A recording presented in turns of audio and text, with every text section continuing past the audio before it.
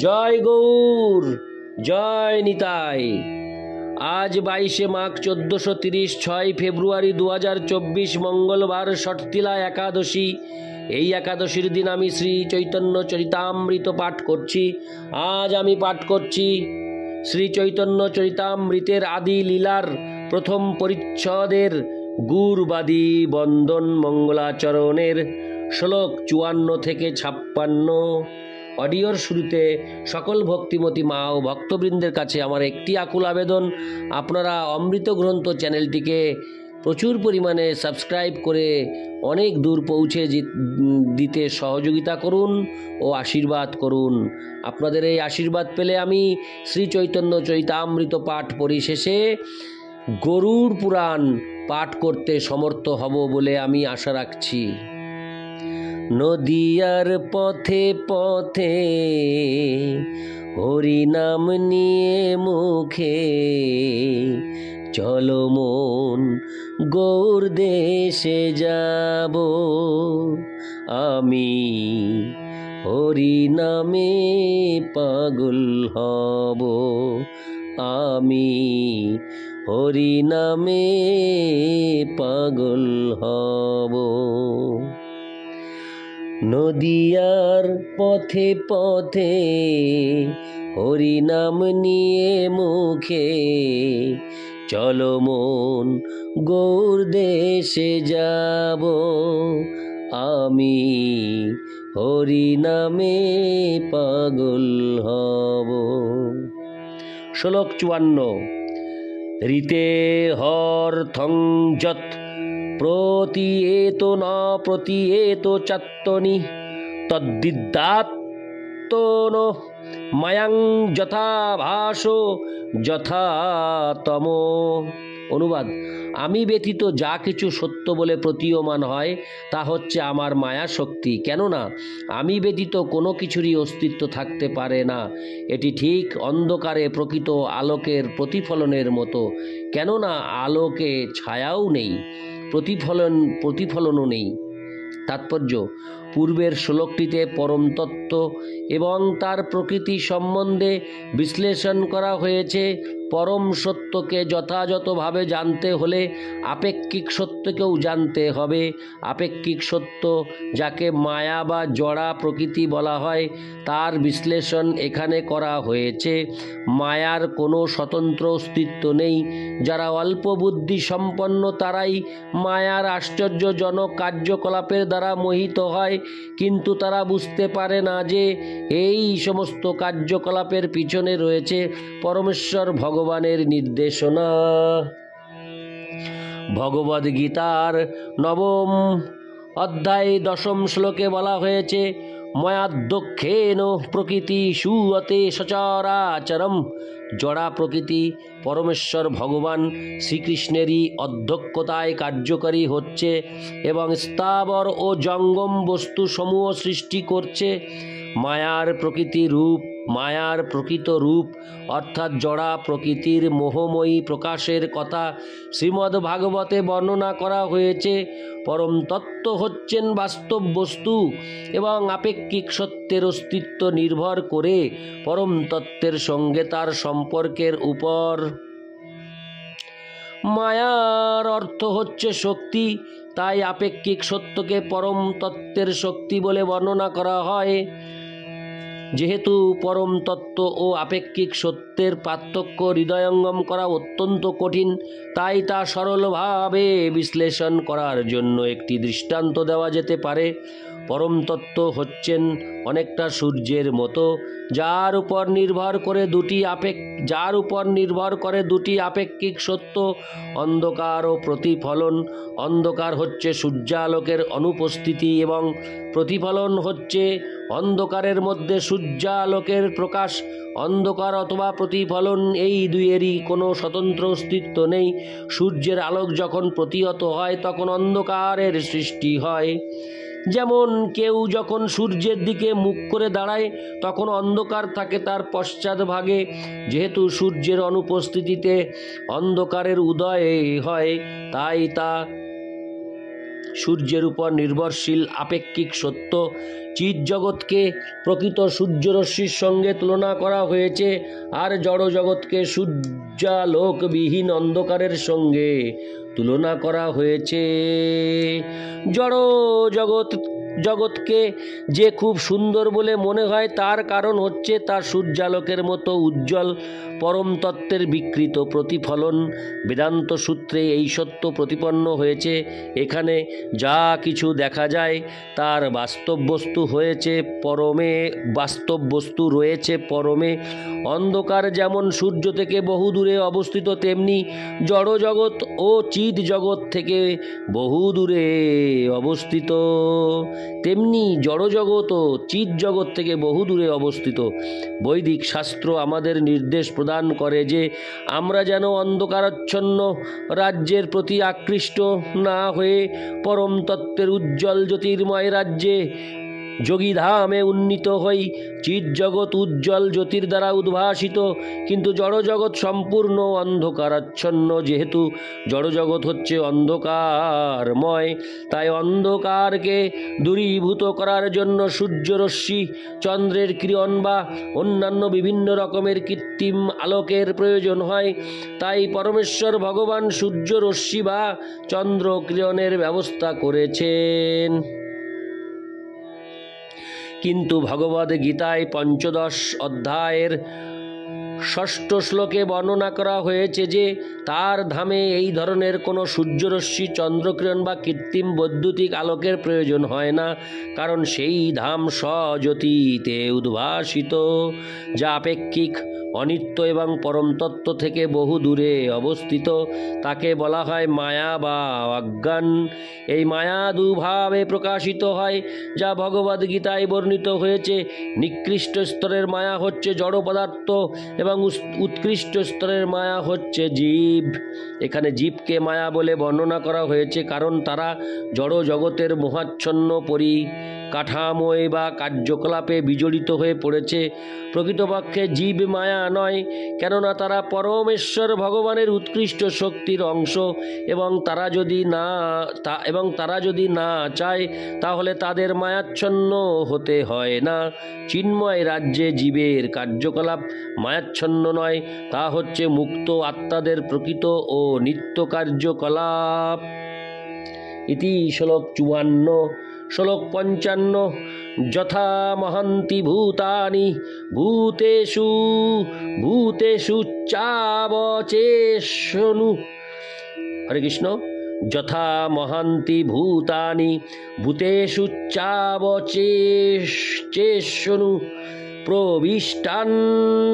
প্রবিষ্টানি তথা তেষু ন তেষহম। আমি শ্লোকটি আরেকবার পাঠ করছি। যথা মহন্তি ভূতানি ভূতেষু চাবচেষনু প্রবিষ্টানি তথা তেষু ন তেষহম। অনুবাদ: মহাভূত সমূহ যেমন সমস্ত প্রাণীর ভিতরে প্রবিষ্ট হয়েও বাইরে অপ্রবিষ্ট রূপে স্বতন্ত্র বর্তমান থাকে, তেমনি আমি সমস্ত জড় সৃষ্টির মধ্যে প্রবিষ্ট হয়েও তার মধ্যে অবস্থিত নই। তাৎপর্য: স্থূল জড় উপাদানগুলি যেমন ভূমি, জল, অগ্নি, বায়ু ও আকাশ, সূক্ষ্ম জড় উপাদানগুলির যেমন মন, বুদ্ধি ও অহংকার সঙ্গে মিলিত হয়ে এই জড় জগতের দেহসমূহ সৃষ্টি করে। কিন্তু তা হলেও এই উপাদানগুলি এই দেহগুলির থেকে স্বতন্ত্র। যে কোনো জড় পরিকাঠামো জড় উপাদানগুলির বিভিন্ন মায়ার সমন্বয় মাত্র। এই উপাদানগুলি দেহের ভিতরে ও বাইরে উভয় স্থানেই রয়েছে।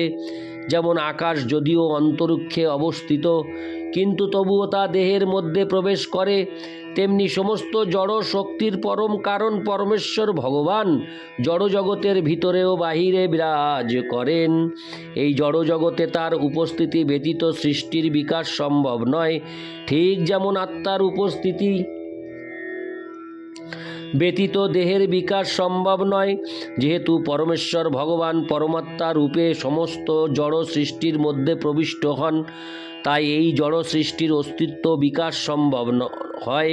পরমেশ্বর ভগবান তার সর্বব্যাপক পরমাত্মা রূপে মহত্তম ও ক্ষুদ্রতম সমস্ত সত্তার মধ্যেই প্রবিষ্ট হন, যারা বিনয়ের মহৎ গুণের দ্বারা ভূষিত এবং তার ফলে ভগবানের শরণাগত, তারাই সর্বত্র ভগবানের উপস্থিতি উপলব্ধি করতে পারেন। শরণাগতির মাত্রা অনুসারে পারমার্থিক তত্ত্ব উপলব্ধ হয় এবং তার ফলে চরমে পরমেশ্বর ভগবানের প্রত্যক্ষ দর্শন লাভ করা যায়। ঠিক যেমন দুজন মানুষের মধ্যে পরস্পর মুখোমুখি সাক্ষাৎকার হয়। পরমেশ্বর ভগবানের প্রতি দিব্য আসক্তির বিকাশ হওয়ার ফলে শরণাগত জীব সর্বত্রই তার প্রিয়জনের উপস্থিতি অনুভব করতে পারেন এবং তখন তার সমস্ত ইন্দ্রিয়গুলি ভগবানের প্রেমময়ী সেবায় যুক্ত হয়। তখন তার চক্ষুদয় দিব্য বৃন্দাবনে কল্পবৃক্ষের নিচে রত্ন সিংহাসনে উপবিষ্ট শ্রী শ্রী রাধা কৃষ্ণের যুগল রূপ দর্শনে যুক্ত হয়। তার নাসিকা পরমেশ্বর ভগবানের শ্রীপাদপদ্মের অপ্রাকৃত সৌরভ গ্রহণে মগ্ন হয়, তার কর্ণদয় বৈকুণ্ঠের বাণী শ্রবণে মগ্ন হয় এবং তার হস্তদয় পরমেশ্বর ভগবান ও তার পার্শ্বদের চরণকমল আলিঙ্গনে নিযুক্ত হয়। এভাবেই পরমেশ্বর ভগবান তার শুদ্ধ ভক্তের অন্তরে ও বাইরে প্রকাশিত হন। এটি ভগবদ ভক্তির অন্যতম একটি রহস্য, যার মাধ্যমে ভক্ত ভগবান স্বতঃস্ফূর্ত প্রেমের বন্ধনে আবদ্ধ হন। এই প্রেম লাভ করাই প্রতিটি জীবের জীবনের চরম উদ্দেশ্য হওয়া উচিত। ইতি শ্লোক 55। শ্লোক 56। এতাবদেব জিজ্ঞাসং তত্ত্বজিজ্ঞাসূনাত্মন অন্যয় ব্যতিরেকাভ্যাং যৎ সৎ সর্বত্র সর্বদা। অনুবাদ: তত্ত্বজ্ঞান লাভে আগ্রহী ব্যক্তিকে সেই জন্য সর্বব্যাপ্ত সত্যকে জানার জন্য সর্বদা প্রত্যক্ষ পরোক্ষভাবে অনুসন্ধান করতে হবে। তাৎপর্য: যারা জড় জগতের অতীত চিন্ময় জগতের জ্ঞান লাভে ঐকান্তিকভাবে আগ্রহী, তাদের প্রত্যক্ষ পরোক্ষভাবে সেই বিজ্ঞান সম্বন্ধে জানার জন্য অবশ্যই সদ্গুরুর শরণাগত হতে হবে। সেই স্ফীত লক্ষ্যে অগ্রসর হতে হলে উভয় পন্থায় শিক্ষা লাভ করতে হয় এবং সেই পথে অগ্রসর হওয়ার ক্ষেত্রে যে সমস্ত প্রতিবন্ধক রয়েছে সেগুলি সম্বন্ধেও অবগত হতে হয়।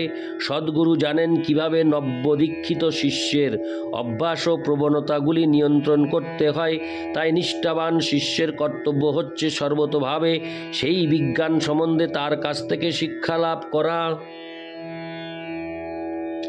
উন্নতির বিভিন্ন মান ও স্তর রয়েছে। কঠোর পরিশ্রম করে সাধারণত মানুষ যে সুখ স্বাচ্ছন্দ্য ভোগ করে তা হচ্ছে সবচাইতে নিকৃষ্ট স্তরের সুখ, কেননা তা জড় দেহভিত্তিক। এই ধরনের সকাম কর্মীরা সবচাইতে উন্নত দৈহিক সুখ লাভ করতে পারে পুণ্যকর্মের দ্বারা স্বর্গলোকে উন্নীত হওয়ার মাধ্যমে, যা হচ্ছে প্রকৃতির বিভিন্ন শক্তির নিয়ন্ত্রণকারী দেবতাদের রাজ্য। কিন্তু নির্বিশেষ ব্রহ্মজ্যোতিতে প্রাপ্ত ব্রহ্মানন্দের সুখের তুলনায় এই স্বর্গ সুখ অত্যন্ত নগণ্য। আর এই ব্রহ্মানন্দ বা নির্বিশেষ ব্রহ্মের উপলব্ধির আনন্দ ভগবৎ প্রেমানন্দ রূপী সমুদ্রের কাছে গোষ্পদে সঞ্চিত জলের মতো। কেউ যখন ভগবানের প্রতি শুদ্ধ প্রেম ভক্তির বিকাশ সাধন করে, তখন সে পরম পুরুষ ভগবানের সঙ্গ লাভের ফলে অপ্রাকৃত আনন্দের সমুদ্র লাভ করে। এই স্তরে উন্নীত হওয়ার যোগ্যতা অর্জন করাই হচ্ছে জীবের পরম পূর্ণতা। প্রতিটি মানুষের কর্তব্য হচ্ছে তার প্রকৃত আলয় ভগবত ধামে ফিরে যাওয়ার জন্য একটি টিকিট খরিদ করা। আর এই টিকিটের মূল্য হচ্ছে ভগবত ধামে ফিরে যাওয়ার জন্য আকুল বাসনা, যা সহজে জাগরিত হয় না, এমনকি বহু জন্মের পুণ্যকর্মের ফলেও নয়। জড়জাগতিক সমস্ত সম্বন্ধ কালের প্রভাবে একদিন অবশ্যই ছিন্ন হবে। হরে কৃষ্ণ। কিন্তু কেউ যখন একটি বিশেষ রসের মাধ্যমে পরমেশ্বর ভগবানের সঙ্গে সম্বন্ধ স্থাপন করে, সেই সম্পর্ক কখনো ছিন্ন হয় না, এমনকি জড়জগৎ বিনাশপ্রাপ্ত হওয়ার পরেও নয়। সদ্গুরুর মাধ্যমে আমাদের জানতে চেষ্টা করা উচিত যে পরমেশ্বর ভগবান তার চিন্ময় প্রকৃতিতে সর্বত্র বিরাজমান এবং ভগবানের সঙ্গে জীবের নিত্য সম্পর্ক প্রত্যক্ষ পরোক্ষভাবে সর্বত্রই বর্তমান। এমনকি এই জড় জগতেও, চিৎ জগতে ভগবানের সঙ্গে ভক্তের শান্ত দাস্য, সখ্য, বাৎসল্য, মাধুর্য, এই 5 রকমের সম্পর্ক বর্তমান। এই সমস্ত রসের বিকৃত প্রতিফলন এই জড় জগতে দেখা যায়।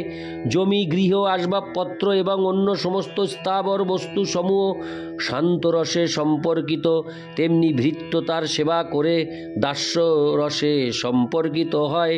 বন্ধুত্বের ভিত্তিতে যে সম্পর্ক স্থাপিত হয় তাকে বলা হয় সখ্যরস। সন্তানের প্রতি পিতা মাতার যে স্নেহ তাকে বাৎসল্য রস বলা হয় এবং প্রেমিক প্রেমিকার মধ্যে যে প্রেম বিনিময় হয় তাকে বলা হয় মাধুর্য রস। জড় জগতে যে এই 5টি সম্পর্ক দেখা যায় তা প্রকৃত বিশুদ্ধ রসের বিকৃত প্রতিফলন। সেই বিশুদ্ধ রস উপলব্ধি করতে হয় সদ্গুরুর তত্ত্বাবধানে। পরমেশ্বর ভগবান শ্রীকৃষ্ণের সঙ্গে সেই সমস্ত রসে সম্পর্কিত হওয়ার মাধ্যমে জড় জগতের বিকৃত রসগুলি নৈরাশ্য আনে। কিন্তু সেই রসগুলির মাধ্যমে যখন শ্রীকৃষ্ণের সঙ্গে আমাদের হারিয়ে যাওয়া সম্পর্কের পুনঃপ্রতিষ্ঠা হয়, তখন তার ফলে নিত্য আনন্দময় জীবন লাভ হয়। শ্রীমদ্ ভাগবত থেকে উদ্ধৃত শ্রী চৈতন্য চরিতামৃতের এই শ্লোকটি এবং তার পূর্ববর্তী 3টি শ্লোকের মাধ্যমে শ্রী চৈতন্য মহাপ্রভুর দিব্য লীলা বিলাসের যথার্থ ভাব হৃদয়ঙ্গম করা যায়। শ্রীমদ্ ভাগবতে 18,000 শ্লোক রয়েছে এবং সেই 18,000 শ্লোকের সারাংশ হচ্ছে অহোমেবাসমে থেকে শুরু করে যৎসাৎ সর্বত্র সর্বদা পর্যন্ত এই 4টি শ্লোক। এই শ্লোকগুলির প্রথমটিতে পরমেশ্বর ভগবান শ্রীকৃষ্ণের অপ্রাকৃত প্রকৃতি বর্ণিত হয়েছে। দ্বিতীয় শ্লোকটিতে বর্ণনা করা হয়েছে যে ভগবান জড়া প্রকৃতি বা মায়ার প্রভাব থেকে সম্পূর্ণ অনাসক্ত। জীবসমূহ যদিও পরমেশ্বর ভগবান শ্রীকৃষ্ণের বিভিন্ন অংশ, তবুও বহিরঙ্গা মায়াশক্তির দ্বারা নিয়ন্ত্রিত হওয়ার প্রবণতা রয়েছে। তাই যদিও তারা চিন্ময়, তবুও এই জড় জগতে তারা জড়া প্রকৃতি প্রদত্ত জড়দেহের বন্ধনে আবদ্ধ হয়ে পড়েছে। পরমেশ্বর ভগবানের সঙ্গে জীবের নিত্য সম্পর্কের কথা এই শ্লোকে বর্ণিত হয়েছে। পরবর্তী শ্লোকে বর্ণিত হয়েছে যে পরমেশ্বর ভগবান তার অচিন্ত শক্তির প্রভাবে জীব ও জড়া প্রকৃতির সঙ্গে যুগপৎ ভিন্ন অভিন্ন। এই জ্ঞানকে বলা হয় অচিন্ত ভেদাভেদ তত্ত্ব। স্বতন্ত্র জীব যখন শ্রীকৃষ্ণের শরণাগত হয়, তখন পরমেশ্বর ভগবানের সঙ্গে তার স্বাভাবিক দিব্য প্রেম বিকশিত হয়। এই শরণাগতির পন্থাই মানব জীবনের একমাত্র উদ্দেশ্য হওয়া উচিত। পরবর্তী শ্লোকে বর্ণনা করা হয়েছে যে বদ্ধ জীবকে অবশ্যই সদ্গুরুর শরণাপন্ন হয়ে যথাযথভাবে জড় ও চিন্ময় জগতের পার্থক্য হৃদয়ঙ্গম করতে হবে এবং তার স্বরূপ সম্বন্ধে অবগত হতে হবে। অন্যয় ব্যতিরেকাভ্যাম অর্থাৎ প্রত্যক্ষভাবে ও পরোক্ষভাবে বলতে এখানে বোঝানো হয়েছে যে আমাদের ভগবত ভক্তির পন্থা সম্বন্ধে জ্ঞান অর্জন করতে হবে। দুভাবেই প্রত্যক্ষভাবে সাধন ভক্তির অনুশীলন করতে হবে এবং পরোক্ষভাবে ভগবত ভক্তি সাধনের পথে প্রতিবন্ধকগুলি পরিহার করতে হবে। ইতি শ্লোক 56। জয় গৌর, জয় নিতাই, জয় গৌর, জয় নিতাই।